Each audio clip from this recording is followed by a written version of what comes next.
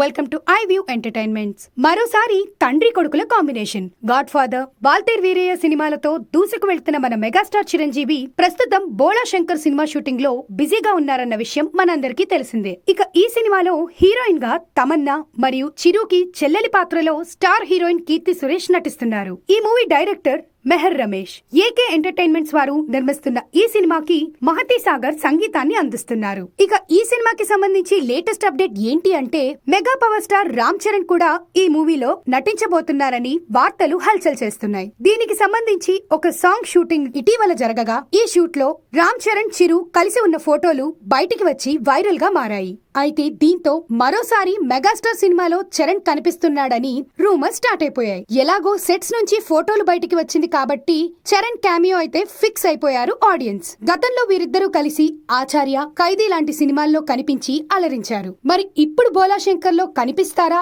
అనే వార్త ఎంతవరకు నిజం అనేది తెలియాల్సి ఉంది. ఇలాంటి మరెన్నో మూవీ అప్డేట్స్ కోసం please like, share, comment and subscribe to iView entertainments.